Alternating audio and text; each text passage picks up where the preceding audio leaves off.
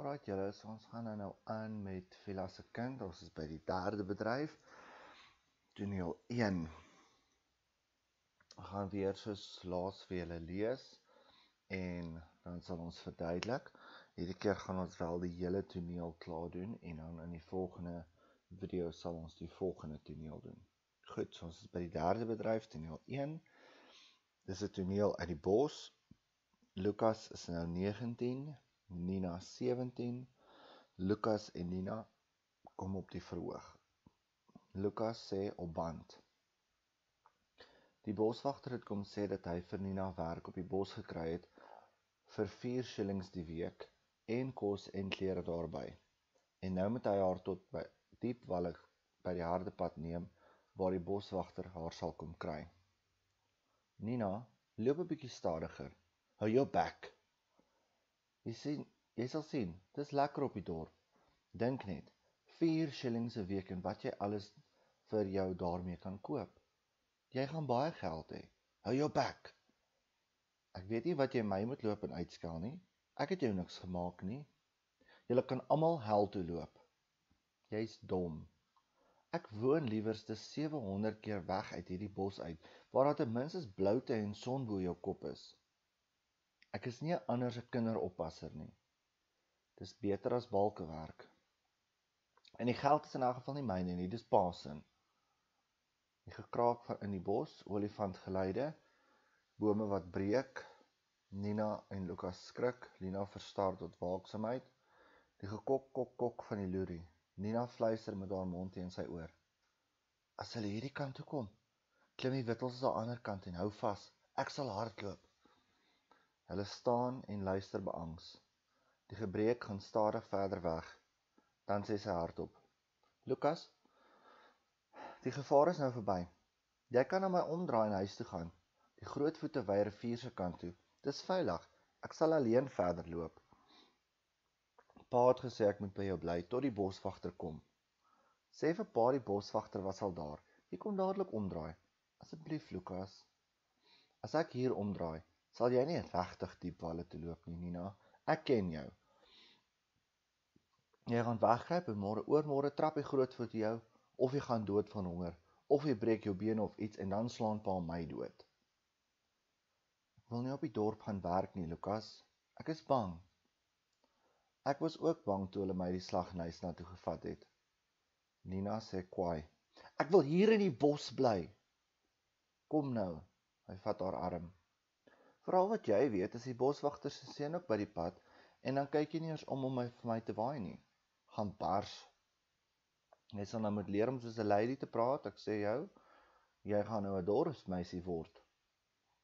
Die dorpenaar spot met ons bosmense. Dis niks. Hou net jou kop in die lug. Die vrou wat my groot gemaak het, het altyd gesê, solank jou kop nie sak nie, sak jou hart nie.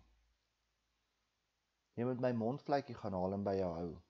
Waar steek ek hom weg? Miskien moet jy hom maar los waar hy is. Dit sal die beste wees. As iemand weer dorp toe kom, gaan haal hom en stuur hom vir my saam. Ek sal kyk wat ek kan doen. En as ek wegloop van die dorp af, moet jy vir my keer as pa wil slaan. Ek meen, jy moet nie wegloop nie. Jy moet op die dorp bly. Die ligte doof uit en as dit weer opkom, is Lukas alleen op die verhoog. Die see is op die agtergrond. Sy het weggeloop. Toe Christoffel weer 'n keer weg is om haar geld te haal, het hy sonder die geld by die huis aangekom met die tyding dat Nina al langer as 'n maand weg is by die laaste mense waar sy gewerk het. Hulle het gedink sy is terug bos toe. Nou moet ek haar loop soek. Daar skare mense op die agtergrond, party hardloop, ander loop, almal is opgewonde. Sê my, waarheen is almal op pad? Daar lê 'n spookskip by Noetsie, oom. Verskeie stemme herhaal dit. 'n Spookskip by Noetsie?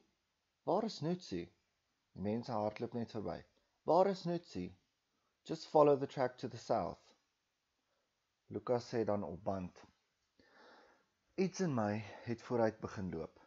Watter verskil sal dit maak as ek sy draai? Watter verskil sal dit maak as ek Nina eers die volgende dag loop soek? 'n Spookskip was godsonmoontlik, maar ek wou gaan kyk. Miskien kon ek slaaplek by Noetsie kry. By die waterkant het die skemer die laaste nuuskieriges begin omjaag. Ek het agter teen die bosse bly wag, tot die donker almal teen die koppe uitgejaag het. Almal behalwe een man, wat langs die water bly staan het. Naand oom, die man skrik en swaai om. Ekskuus, ek wou oom nie laat skrik nie. Nou vir wat kom praat jy dan so skielik hier agter my? Ek het gedink almal is weg. Ek is jammer oom. Armstrong waardig. Ek is nie jou oom nie. Ek is veldkornet Armstrong. En jy beter sorg dat jy die kop uitkom, voor jy glad nie meer die voetpad in die donker kan kry nie. Hy kyk kort na die skip se kant toe.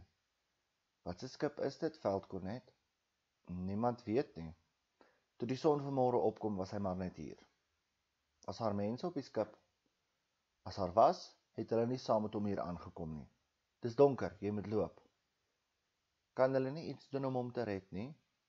Nie waar hy lê nie. Dis jammer dat hy moet stik en slaan.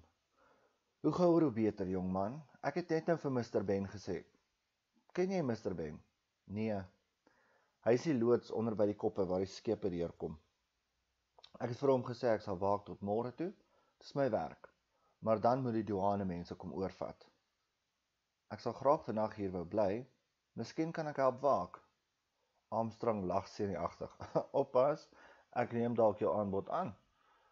Wat kyk jy so aanhoudend in die lug op? Ek het lanklaas soveel sterre gesien. Kom jy dan uit die bos? Ja. Snaaks. Julle is mos nie mense wat met vreemdes gesels nie. Lukas wil band terwyl die ligte uitdoof. As jy 'n ster sien skiet, moet jy vinnig wens. Dan kom jou wens uit, het Nina altyd gesweer. Nie dat daar bo Barnard se eiland veel sterre verskiet het nie. Die ligte doof uit en as die ligte opkom, is ons voor Miss Weatherbury se huis op die dorp. Lukas klop aan haar deur. Die deur gaan oop. Was there something you wanted? Ek is jammer om lastig te wees, maar ek het op die dorp gehoor by suster dalkie werk. Nina van Rooyen. Jou suster? Ja, my suster. Miss Weatherbury kop in die lug buitend. Werklik. Ongelukkig het die Nina van Rooyen wat in my diens is geen familie nie. Nina se verbeelding loop maar partykeer oor tante. Ek is nie jou tante nie. Ek is Miss Weatherbury. Ek is Nina se broer, Miss Weatherbury. Regtig. Sy het seker maar so gesê omdat is moeilik om te sê hoekom. Jongman, jy sê jy is Nina se broer. Ek is Lukas van Rooyen, Nina se jongste broer. Ons was onrustig, want ons het gehoor sy is weg by die skoolmeester en het nie geweet waarheen nie. My pa het my gestuur om haar te kom soek. Nina het hier kom werk vra en ek het haar om 2 redes gevat.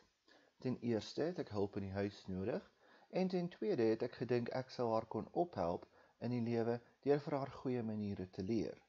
Ek sal nie ontken dat sy fliks in die huis is nie, maar veel meer as dit kan ek nie van haar sê nie. Die oomblik as sy klaar is met haar werk en veronderstel is om met haar borduurwerk te begin, loop sy eenvoudig die kop in en sit ek met die verantwoordelikheid as sy iets sou oorkom. Dis aan die bos wat sy vasklou, Miss Weatherbury. Sy is baie lief vir die bos. Waarom moet sy dit dan so bestry dat sy uit die bos kom? Ek sal wag tot Nina kom en mooi met haar praat. Dis die beste kans wat sy nog ooit gehad het hierdie. Dink jy sy sal na jou luister? En miskien, en in die vervolg sal ek self elke maand die geld kom haal en met haar praat as dit nodig is. Miss Weatherbury is agterdogtig en kort af. Waarom wil jy haar geld kom haal? Wel, het is eintlik my pa wat die geld laat haal. Julle kan nie sommer elke maand haar geld kom haal nie. Ek sal dit nie toelaat nie. Ek verstaan nie, Miss Weatherbury. Bosmense is anders. Alles word saam in een hand gegooi. Nina is nie meer in die bos nie. Ek kan dus nie sien waarom julle nog haar geld wil hê nie. Ek ook nie eintlik nie. Nina verskyn agter Miss Weatherbury in die deur. Middag, Nina. Hoe het julle geweet waar ek is? Iemand op die dorp het my gesê. Weet pa hulle? Nog nie? Nina is kwaai. Jy loop sê nie waar ek is nie. Jy hou jou bek, Lukas van Rooyen. Christina, praat ordentlik. Jy loop nie en sê jy het my gekry nie. Ek gee nie langer my geld af nie, vir niemand nie. Pa kan sy gat oplig en vir homself werk. Ek het eintlik gekom om jou 'n guns te vra. Is jy siek, Lukas? Nee, maar vir al die kere wat ek vir jou geskerm het, elke keer wat ek jou nie verklap het nie, en vir al die bas wat ek vir jou help afkap het, vra ek jou vandag net een keer se hulp. Wat? Gaan huis toe en sê vir pa, ek kom nie terug nie. Ek is klaar met die bos. Goed, so. As ons reg kan onthou in die vorige gedeelte wat ons gelees het, was Lukas 12 en hy is nou 19. En ons weet Nina is so plus minus 2 tot 3 jaar jonger as Lukas en sy is nou 17. Met ander woorde, van toneel 7 en Bedryf 2 tot nou is daar 7 jaar wat verby gegaan het. Goed. Lukas op band in hierdie geval tree dan op as die verteller en hy vertel vir ons wat basies op hierdie stadium gebeur. Nou as jy reg kan onthou, in Bedryf 2, toneel 7 aan die begin, het die boswagter meneer Kap of Mr. Kap na Lukas of na Elias hulle toe gegaan om te hoor hoe dit met Lukas gaan. En daar het hy toe, of Elias toe vir meneer Mr. Kap gevra om vir Nina werk te soek. Nina in hierdie geval het toe nou werk gekry en hy, meneer Mr. Kap, gaan hulle dus by Diepwalle kry, sodat hy vir Nina dorp toe kan vat om te gaan werk. Nina word vir haar werk 4 shillings betaal in die week en sy gaan kos kry en klere by die plek waar sy werk. Maar ons kan duidelik sien uit hierdie gedeelte, we can clearly see from this part that Nina is not happy, né? So Lukas on tape acts as the narrator and he explains to us that the boswachter, Mr. Kap, is going to get Nina at Diepwalle because he got a job for her on Elias's request that we saw in Act 2, Scene 7. And the job is going to pay her 4 shillings a week and she will have food and clothing as well. Like we said, Nina is not happy because every time that Lucas speaks to her, doesn't matter what he says, she tells him to shut up and go to hell and all of those things. Lucas is at least trying to appease the situation and trying to make her feel better. He says, you know, just think about all the money you're going to get. 4 shillings a week, it's a lot of money.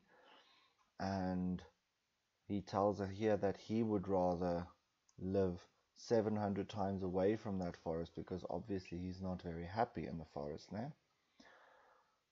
Then Nina mentions what kind of job she's going to do. Kinderoppasser, she's not someone else's babysitter. So she's going to do babysitting job. Lucas tells her, well, it's better than working on the beams. Nina says then, and we'll read more about this later, the money is not hers, it is her father's. Then we hear elephants in the forest close by. Nina and Lucas both get a fright and they're just sitting there waiting. We've got beautiful onomatopoeia there from the gekok kok kok van die loerie. And then Nina sees a plan. So she whispers into Lucas's ear. She says, if they come this way, climb the trees over there and hold on, I will run. So obviously this is a nice situation for Nina because if she runs and she gets lost, in inverted commas, lost, then she doesn't have to go to Naisna. And her father can't be upset with her because she was trying to run away from the elephants. Né? They stand there for a little while and they listen. And then the breaking sound goes away further. And she tells Lucas, well, the danger's past now. Again, she tries her luck. You can turn around and go home. The elephants are going to the river. I will walk alone further. So again, this is Nina's hope of getting away from Lucas so that she doesn't have to go to town. Lucas then said, I have to wait with you because Dad said so. And she said, oh, please, Lucas, just tell him he was already there. You can turn around. And Lucas, again, being a little bit more clever, says, if I turn around, you won't really go. You'll go hide somewhere, you'll die, and Dad's going to kill me. Then Nina utters for the first time why she doesn't want to go. She's scared. And we will also see here why she's scared is because the dorpenaars, the townspeople, make fun of the forest people. Okay? Lucas again tries to make her feel better. He says he was also scared when going to Neisner. She says again here, ek wil in die bos bly, I want to stay in the forest. And we know Nina has a very great love for the forest. So it's obvious that she would like to stay there. Lucas tries to make light of the situation and tells a little bit of a joke here, saying that the boswachter might have brought his son along, and then if he's there, Nina won't even look around to greet him. He again makes fun of her, saying you need to start speaking like a lady now because you're going to be a townsgirl. After Nina says about the townspeople that make fun of bosmense, we see the first time again where Lucas, shall we say, remembers Fiela. Because he says, just keep your head in the sky or head in the air, keep your head up. The woman that raised me, obviously referring to Fiela, always said, as long as your head doesn't go down, your heart won't either. Meaning, as long as you don't let people upset you or let the words of others upset you, you will not become down or unhappy about what's happening around you. This whole part is just about the Mondvletjie, which tells us Nina left it there and all of those things. Not really that important. And then Nina says to Lucas, if I run away from town, you need to help me if Dad wants to beat me. And Lucas says, I will. I mean, you shouldn't run away. You should stay in town. Now, throughout this whole section, it would seem that Lucas is really adamant on Nina actually going to town, staying in town, and actually working in town. What would be the reason for that? Wat is die rede daarvoor dat Lucas wil hê Nina moet in die dorp wees? Remember, keep in mind here that Lucas and Nina are very good friends at this point in the story. So why would he want his best friend or his good friend to leave him? For that, we'll need to go back to Elias and look at Elias's behavior throughout the story towards his children. First of all, Elias is very abusive. He is not a very good father, and the only reason why he has children is for them to work for him so that he doesn't have to. So, by sending Nina away, Lucas is seeing that she will have a better life. She will not have to live in the constant fear of Elias abusing her. Hy gaan nie moet worry oor Nina wat deur Elias mishandel word nie, fisies mishandel word, dat hy haar slaan en al die tipe van dinge nie. He also realizes that if Nina stays in the forest, what future is there for her? She's going to marry someone very similar to Elias probably, and the cycle of abuse will just continue. Where if she goes to town, there's obviously that possibility that she might meet someone, shall we say, a little bit better than Elias, and then she would actually be able to live a happier, more normal life.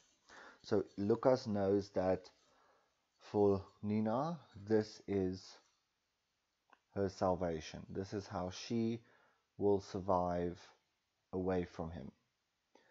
Goed, dan gaan die ligte uit, ons kom weer op, ons is weer op die verhoog met Lucas alleenig, en die see is op die agtergrond, so when we come back, We have the ocean in the background, and Lucas is alone on stage. So we know Lucas went to Neisna to go look for Nina, because on tape it says there, what did Nina do? She ran away. So Christoffel went to get the money, but when he came home, he mentioned that the people that Nina was working with told him that she's been gone for more than a month. They thought that she went back to the forest, and now he needs to go and look for her. There's a lot of people on the background. People are running, others are walking. Everyone is excited. Lucas wants to know where they're going, and the voice on the back, or from the back of the stage, says, "Daar lê 'n spookskip by Nutsi." So there's a ghost ship at Nutsi. How do we know that this person speaking is a child?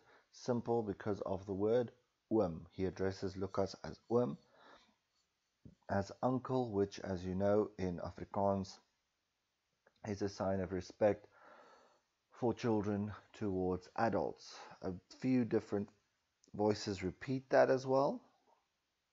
And then Lucas is like, a ghost ship at Nutsi? Where's Nutsi? People run past, one person tells them where to go.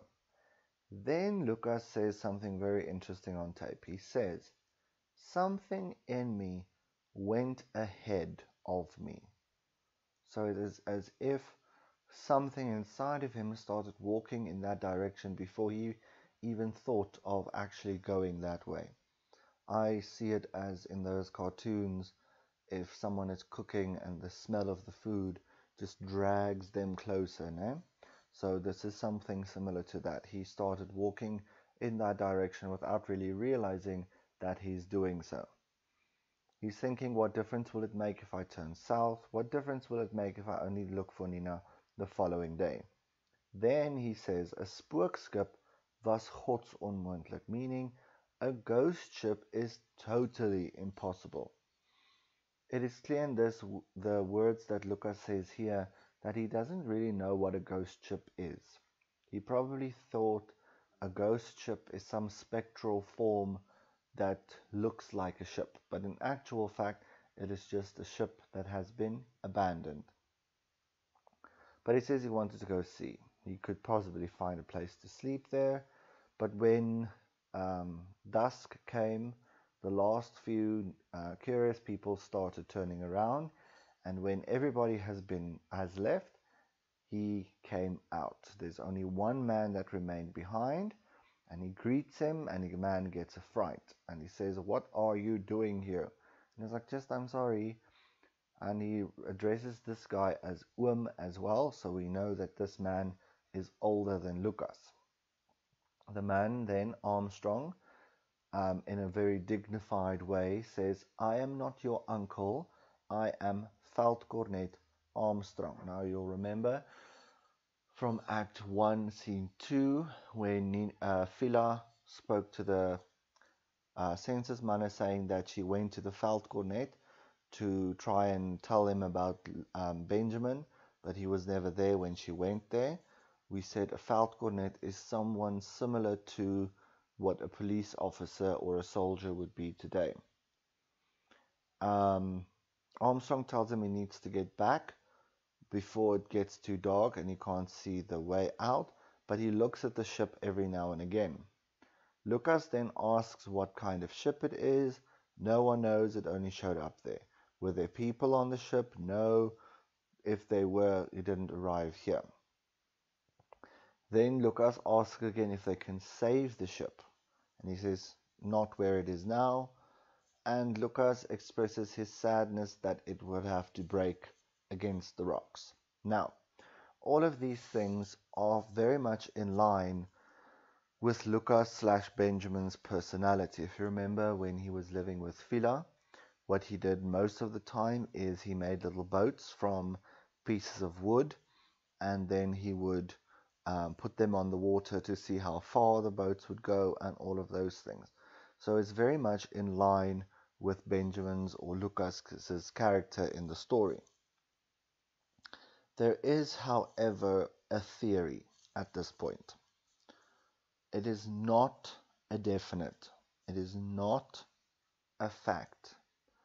But there is the chance. Now, for you to understand this thing, you need to also understand then the fact that um, there are, of course, there's the novel as well, and in the novel, there's a lot more information given to us. Now, in the next scene, you will meet Khalil September, and Khalil September at one point in the novel mentions that there are quite a lot of sailors in Naisna, and because there are so many sailors, there are many, shall we say, unwanted babies. And the theory is that because Lucas is so much in love with ships, thinking in the Karoo, where he grew up with Fiela, there are definitely no ships. Thinking of in the forest where he went after that, again, very little to no ships. And now he is so mesmerized by these ships, something inside of him walking ahead towards the ship. So the theory is then, of course, there is the possibility that Lucas is actually the child of a sailor, and his mother, probably after becoming pregnant, left Naisna to avoid the shame, and when she no longer could carry or could support Benjamin, she then left him with Fiela, and that is where Benjamin comes from. But again, that is only theory. There's no evidence in the drama, or not enough evidence rather, in the drama to support this theory, but it comes from the novel. So obviously we still think at this point he is actually Lucas van Rooyen, that Bartha did choose the correct person, but there's also the possibility that he might not be Lucas van Rooyen. We don't really know at this stage yet who he truly is. This is also then the first time that we see Mr. Ben, and Armstrong explains to us what he does. He says hy is die lood onder by die koppe waar die skippe deurkom. Now, if you'll see in pictures that I'll show you later, at Naisna there are two rather big cliffs, and then you have the water underneath, and the ships will have to go through this cliff area into the harbor. Okay, and Mr. Ben's job, or John Ben's job, John Ben's job is to, in a little rowboat, help these ships to get through this gap. Okay, so that is basically what he does. Lucas then asks if he could stay with Armstrong that night. Armstrong laughs nervously, lag senuweeagtig, and says, well, possibly I will take you up on your offer. And then he asks Lucas, why are you looking up at the sky so much? Lucas says, I haven't seen so many stars in a long time. And at this point, Armstrong then realizes, but oi, you're from the forest. And Lucas is like, yes. And it said, that's funny. You guys don't really talk to people, do you? Now, obviously, remember Nina mentioned in the previous section that forest people are made fun of by the townspeople. So obviously, if strangers are making fun of you, then you wouldn't somewhere speak to them or want to speak to them. Then on tape, Lucas says some stuff about shooting stars. He says, if you see a shooting star, make a wish and the wish will come true. Well, that's what Nina always said.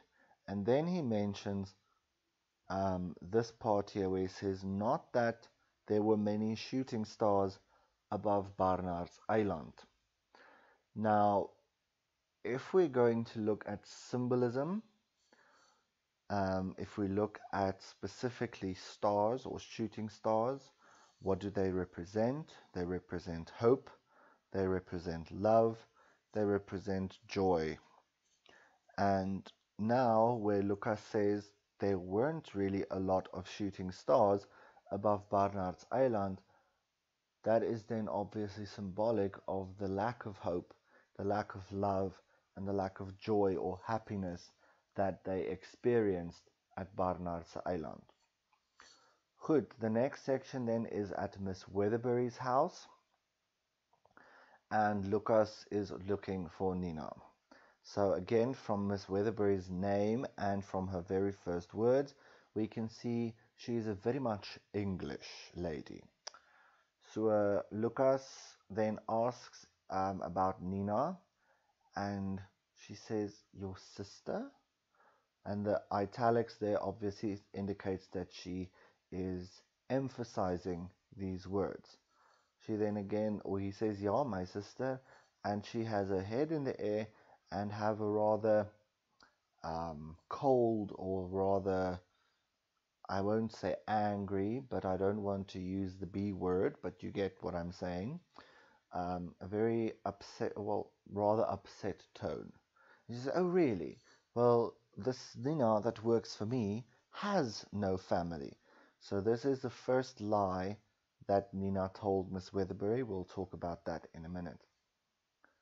Lucas is trying to cover for her and says, well, she's she's very much imaginative, and he calls her Tante.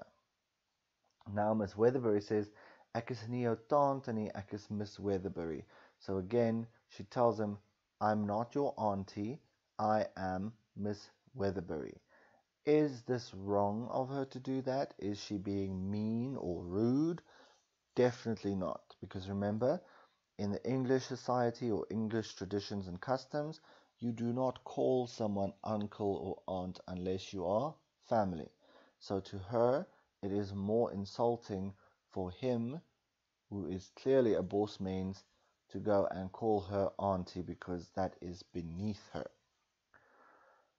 Lucas then explains the situation further, saying that they were uneasy because they didn't know where she was, and her dad sent him to go and look for her. Miss Weatherbury then gives two reasons why she took Nina in. The first reason was she needed help in the house, and the second was she thought that she could help her in life by teaching her some manners. She further then mentions that Nina is very useful in the house. She works very well, but the moment that she's done and is supposed to start with her needlepoint or her embroidery, that is when Nina walks out of the house and goes to the cliffs or the rocks at the ocean, the rocky parts there, and then she sits with the responsibility if something is to happen to Nina. Now, if we look at what she means by that, first of all, by Nina saying she doesn't have family, that kind of means that Miss Weatherbury is the only person that knows where she is and what happens to her. So she would be then responsible if Nina gets injured, then she will have to take care of Nina or something like that. And of course, remember what we spoke about the sailors. If something worse than just being injured happens to Nina, then she would have to deal with that as well. Lucas then says it is the forest that she clings to, Miss Weatherbury. She really loves the forest. And then she says, but why is it then that she is fighting against it that she comes from the forest? That is the second lie that Nina then told her, that she's not from the forest. Now, if we start with the second lie, the possibility of Nina saying that she's not from the forest is if we look at Miss Weatherbury saying that she was hoping to teach her some manners in order to let her achieve something more in life. There's of course a possibility here that Nina would not have been given this opportunity if Miss Weatherbury knew she came from the forest, because remember we said forest people make fun, or is made fun of by the townspeople. They think of the townspeople or the forest people as below them. So Miss Weatherbury might not have given her that opportunity. Then if we look at the first line saying that she has no family, that possibility then again comes in with Lucas and the rest of the family that gets sent to go and get Nina's money. if Miss Weatherbury did not know she had family, and someone came looking for her saying they are his sister or brother or whatever the case might be, then she would send them away because, well, Nina doesn't have family. You've got the wrong Nina. Lucas then says, well, I'll wait for her and talk to her, and we can see already that Miss Weatherbury has got a good idea of who Nina is, because she asks, do you really think she'll listen to you? And Lucas says, no, it's fine, maybe, but I will come myself every month to get her money. And at this point, Miss Weatherbury gets suspicious and very short with him. Why do you want to get her money? What's wrong with you? And Lucas is like, well, it's actually my dad that wants the money. And she again says, you can't just get her money. I will not allow that. To which Lucas then explains more about bosmense. He says, you don't understand, Miss Weatherbury. Forest people are different. For us, everything goes into the same hand, which basically means if you and your siblings started to get a job somewhere, then you, as forest people, would have to send your salaries back to the house, to your father. That is how they worked. That is how they made a living. Because usually when father would pass away, the eldest son would then take father's position in the forest and carry on. So it's kind of like everything stays together, like your inheritance sort of, but it is a very strange thing to do. Miss Weatherbury then again says, well, Nina isn't in the forest anymore, so I don't see why you want her money. And Lucas then agrees to this, which tells us that he is starting to think differently from what he was taught in the forest. Nina then arrives, and she is again not very happy seeing him because he doesn't even greet him. She just says, how did you know where I am? She's very angry and says, you're not going to tell them where I am, Lucas, you shut up.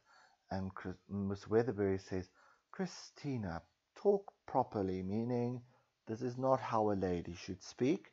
And the word or the name Christina is possibly, it's not a definite, but it is possibly Nina's real name. Then Nina says, you're not going to tell Dad where I am. I'm not giving my money away anymore to no one. If Dad wants his money, he can get off his behind and do it himself. Lucas then says, well, actually, I came to ask you a favor. And Nina is like, are you ill, Lucas? And she's like, no, but for every time that I protected you, Geskerre means protected you, and all the times that I did not tell on you, and all the times I did the work on your behalf, I'm asking you this one time's help. And she says, what? And he says, go tell Dad that I'm not coming back. I am done with the forest. Now, what possibly gave way to Lucas's decision of not going back to the forest is most probably the arrival there with the ghost ship, okay, the spookskip, because he saw the majestic boat or ship there and he fell in love with them all over again, and he realized, but that is where my heart wants to be. That is where I feel happy, and I don't want to go back to the forest where I feel uncomfortable, unwanted, unloved, and yeah. So that is the end of Act 3, Scene 1. In the next video, we will then continue with Act 3, Scene 2. Soet wees!